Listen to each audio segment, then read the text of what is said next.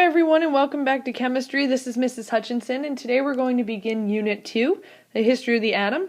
We're going to really focus on a Greek philosopher named Empedokles, and then we're going to discuss how the atom has evolved all the way through someone that you've heard of known as John Dalton.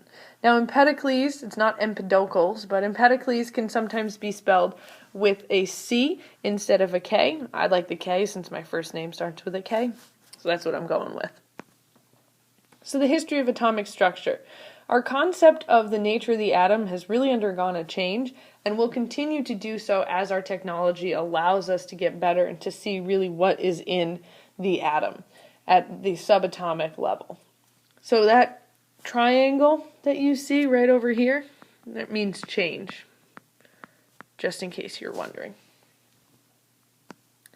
So let's talk a little bit about Empedokles. If you want to read more about Empedokles, I know Wikipedia is not the world's best source, but it does have some decent information about him. So, what was he? He was a pre-Socratic Greek philosopher that did his best to describe the world around us. So, what did he really have to do with chemistry anyway? I mean, let's be honest, he lived from 490 to 430 BCE. So what could he possibly have known? Well, he introduced the idea of the four roots. The idea that our world was actually made up of elements. That was his major contribution. So he was the first guy to try to explain the world in terms of elements. His elements were fire, water, air, and earth. So not exactly the elements that we're used to seeing or will be learning about in chemistry, but he did his best. He stated that fire was associated with being active and enthusiastic. Water was associated with being sad and brooding. Air was associated with being irritable and changeable, and earth was associated with being apathetic and sluggish. So if we really think about all of those words, fire, being active and enthusiastic, fire kind of dances, right? So yeah, that's why he would say, yeah, it's active, it's very enthusiastic, it kind of dances around. Water being sad and brooding. Well, brooding means to show a deep unhappiness of thought. In other words, if you look at water, it kind of looks like it's sad all the time. I mean, just if you look at it, it looks kind of sad. You kind of want to make the water a little happy. Air, irritable and changeable. Well, yeah, I guess that makes sense because he associated air with weather patterns. Weather was constantly changing. Sometimes it would be thundering. Sometimes it would be nice. So, yeah, that makes sense.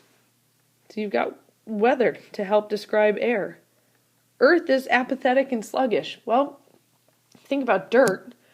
Dirt really doesn't do much, and what it does contribute, like growing trees, it's kind of very slow at doing that. So yeah, I mean, that makes sense for what he had at that particular time.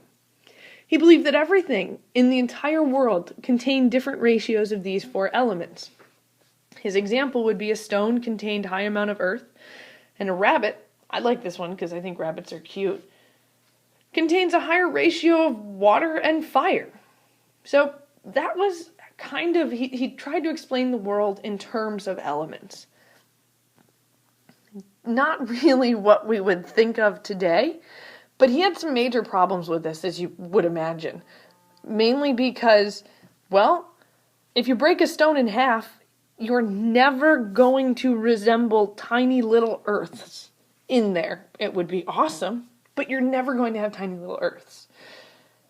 We're not going to talk about what would happen if we break a rabbit in half, because that's a little morbid, but you get the idea.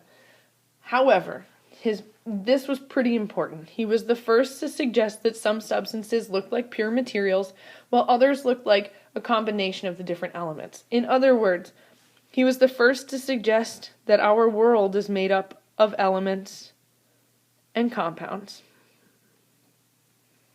Not exactly the elements we were talking about, not exactly the compounds we're talking about now, but nonetheless, he was the first guy to really try to explain how our world works in those terms. So, kind of important. Then we have Democritus. Democritus was born a little after Empedocles, 400 to 370 BCE, didn't live very long. Sad, sad man.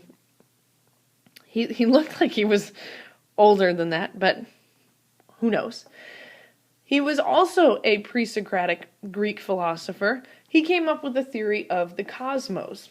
Cosmos were basically used to describe the natural order of the universe. Basically, the universe wanted to be a particular way, and he used his theory of the cosmos to explain that. His ideas were based on reasoning rather than science. So many people didn't really believe his ideas, but at that time. But many people today think that Democritus is the father of modern science. And this is what he came up with. He thought that, he had these 5 postulates, these 5 ideas. He stated that everything is composed of atomos, Greek word for atoms, which are infinitesimally small pieces of matter, meaning they're infinitely small. Well, I think we have atoms today that we use, and they do make up everything, so, yep. Between atoms lies empty space. Yep, we still believe that. That's still true. Atoms are indestructible.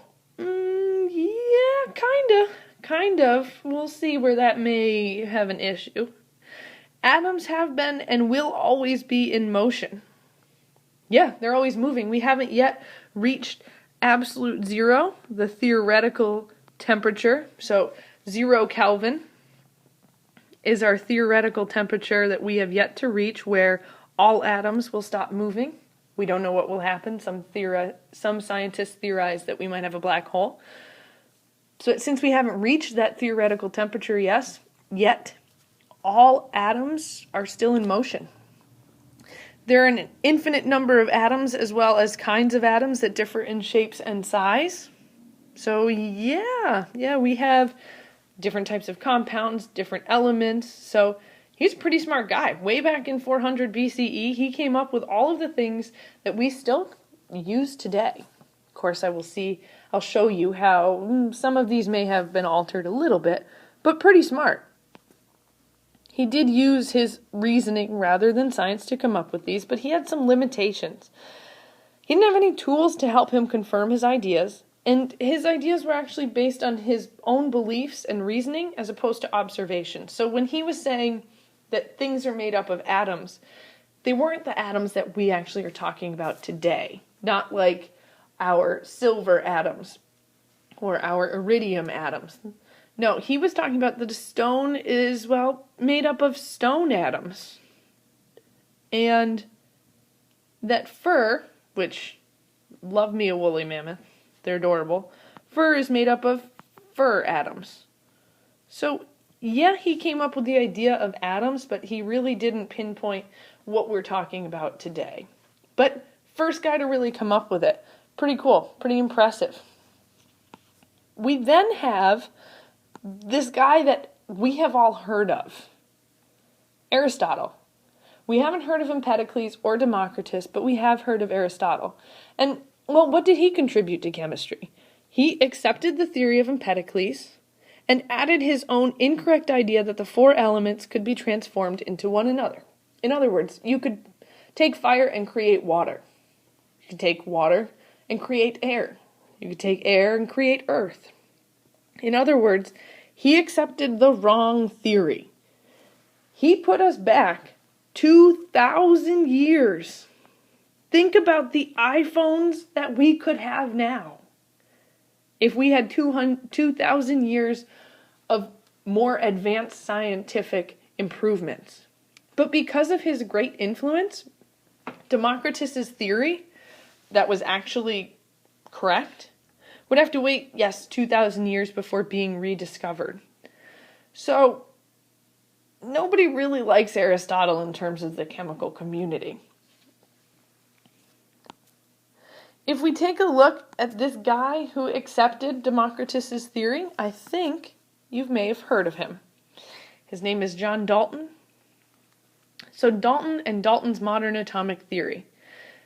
He stated, and he was the guy that actually accepted Democritus's theory in the 1800s, that all matter is composed of extremely small indivisible particles called atoms. When I say indivisible, I don't mean invisible. I mean it cannot be divided. So I don't mean that you can't see it. I mean that you can't divide it. So John Dalton accepted Democritus's theory that all matter is composed of extremely small indivisible particles called atoms. And his theory, the name of it, was the billiard ball model.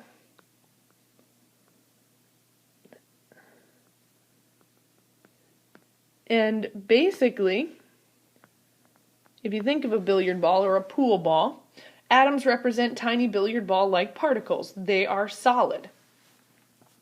So they're solid particles. Atoms of a given element are identical. Yep, they are. We'll see where there's an issue with that when we talk about isotopes. Atoms of different elements differ in size, mass, and chemical properties. Yep, he's correct there. So these are more the postulates that John Dalton came up with.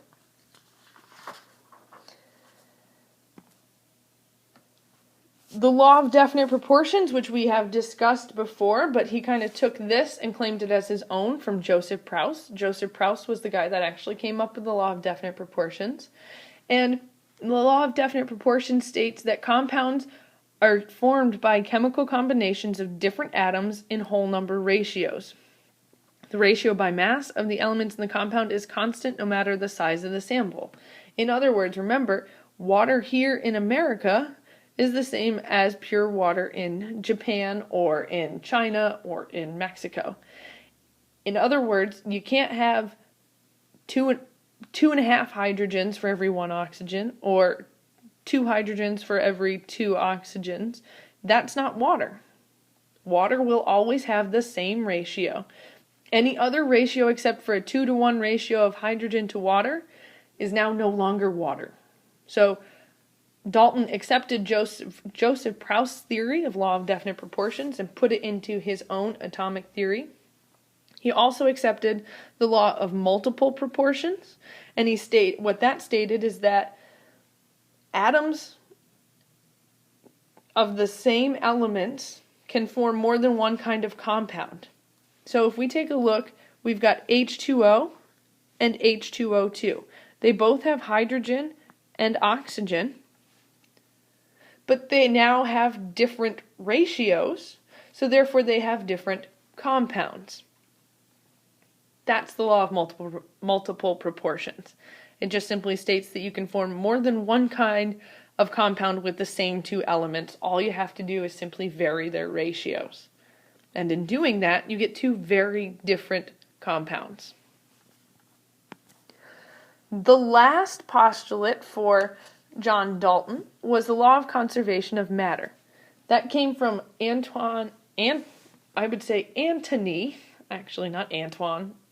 Lavoisier. Oh, French, oui, oui. The law of conservation of matter states that in a chemical reaction, atoms are combined, separated, or rearranged, but they are never created nor destroyed. Remember we talked about law of conservation of matter and energy, or mass and energy? Law of conservation of matter actually stemmed or came from Antony Lavoisier and was accepted by John Dalton and put into his theory of the atom. So John Dalton, what he did was he took models from other people and put it all into one and came up with the billiard ball model of the atom. So if we take a look at this example of law of conservation of matter, we've got our reactants A and B yielding our products C and D. So if I react 10 grams of A with 20 grams of B and I produce 25 grams of C, how many grams must I have for product D? Well, 30 grams on one side must equal 30 grams on the other side. Therefore, X, or D, I should say, must equal 5 grams. Pretty simple, law of conservation of matter.